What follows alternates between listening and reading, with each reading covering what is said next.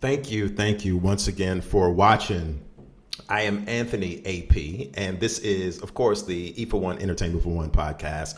Like this video, subscribe to the channel if you like this channel and who I am and my content, and share this video. This video right here is paying tribute to the one, the only, the legend, George Michael. I've been on a frenzy listening to George Michael music over the last week, a week and a half, ever since I finished the Wham documentary that's currently on Netflix. Exceptional documentary, as I previously talked about in one of my earlier vids. Check it out, where I talked about what happened to the music career of George Michael. Very, very good, positive video, I should say. But George Michael, I've went back and checked out old interviews and old performances of his, and I think, George Michael was a voice singing wise that is totally missed today. I know, the term blue-eyed soul gets thrown out a lot when we're talking about Caucasian or white artists that dip into the soul or R&B genre, whether you're talking about John B., whether you're talking about Robin Thicke. We can go back to Spandau Ballet. Sorry for the pronunciation. When he had the song "True," that was like a crossover R&B hit that I think Jimmy Jam and Terry Lewis produced, if I'm correct, which I know they did. I think they did. I'm almost sure they did back in the 80s. But yeah, that term "blue-eyed soul," Tina Marie, rest in peace to the great one, Tina Marie, love you. Tina Marie, shout out to Tina Marie. So that term blue-eyed soul gets thrown out a lot, but George Michael could sing. Like, listening to some of his George Michael perform live, I'm upset that I never got a chance to hear him perform live, because George Michael never performed over tracks. Unless he was on a show like Top of the Pops or American Bandstand or something like that, of course. George Michael always in his live performances sung live. I mean, he was dancing, energetic, and his voice was just so immaculate. I decided to do my top 10 George Michael songs. What are my personal favorites? I know everybody's top 10 is going to differ. I want to know in the comments section what you feel are your top George Michael songs, top 10, top 5, or top 3. Let me know what are some of your top George Michael songs. But here is my top 10. My top 10 George Michael songs of all time. Number 10, Father Figure. I love that song. I love the video. The video was just very sensual and sexy, and his vocals over that track was just absolutely amazing. How he sung the chorus, "I will be your father figure until the end of time." I just thought that was a very, very lovely song. And the video, like I said, was just so smoky and steamy back in the day. Number 9, Cars and Trains. Now, this song right here, Cars and Trains, was actually on the Patience album by George Michael. And the Patience album came out it was his 5th studio album, and it was released on March 15th of 2004. And, this album is actually very slept on.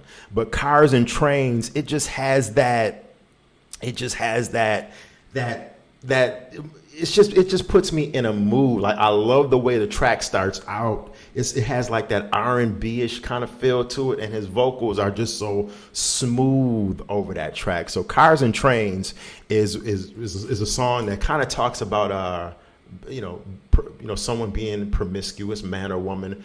Promiscuity, that's not a word. Is it a word? I don't know. But it talks about, someone it touches on someone being a little promiscuous and getting caught up in other things and other ills of, life, sometimes what we as humans can get caught up in. But I love that song, Cars and Trains.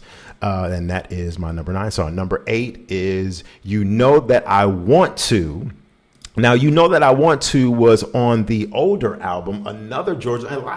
There's a theme going on with these two songs, because a lot of George Michael's later albums, he only released, believe it or not, I think 4 or 5 studio albums after the Faith album. I think a total. I don't know if that's including the Wham album. That's not including. But George Michael really didn't release a ton of material as he got older and going into the latter years of his life before his passing. It wasn't like George Michael was pumping out brand new material like every year. And even in the 90s, he really didn't release that much material. And that's been documented. And I talked about that. That was because of all the litigation and stuff he was going through with the label. But yeah, that is definitely a song that's very smooth. It's like has that R&B feel, R&B vibe to it. Number 8 is You Know That I Want To. Number 7 is Too Funky. I love that song right there. It's the club joint right there. It's the club jam. That song came out in 91, 92-ish off the Red Hot and Dance compilation album, Too Funky. I love it. I love the video when it came out. It has all the models in it. Tyra Banks was in that video. A young Tyra Banks was in that video.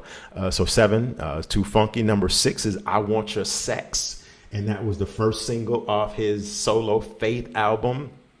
Back in the 80s, and I Want Your Sex is just that's a sexy song. It continues on in the tradition of songs like Nasty Girl by Vanity 6. It continues on that trajectory of like Prince. It gives me those Prince vibes, that sexy MF vibes, so it's just like real smooth song, real sexy. The video, it was just a sexy song back in the day. In the 80s, it caused a lot of controversy because the word sex, like the Berlin track, sex. That word sex caused so much controversy in the 80s. People got riled up when you talked about sex and monogamy and someone being promiscuous, and that's a lot of reasons, because in the 80s, things were kind of like becoming more out in the open. Things were more taboo.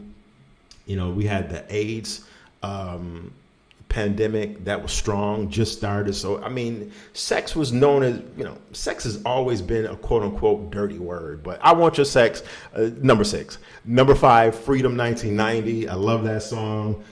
This is when he started the whole battle with his record label where he wouldn't appear in the video. But Freedom, I love that song to this day. It's one of my favorite songs. Number 4, Careless Whisper, the Wham song.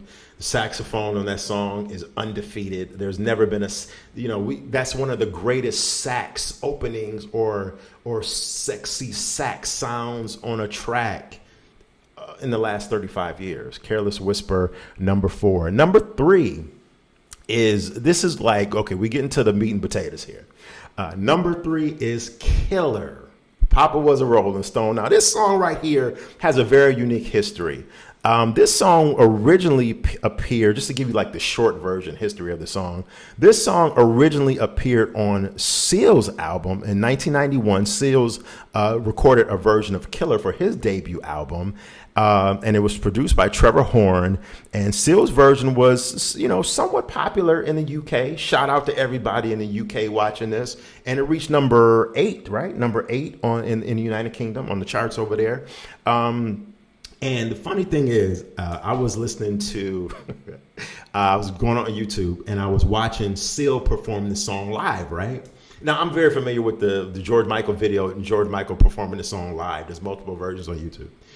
I was listening to Seal perform this. Seal's version was as bland. Now, I like Seal. Kiss from a Rose, beautiful song, one of the most gorgeous songs of all time. Adore that song.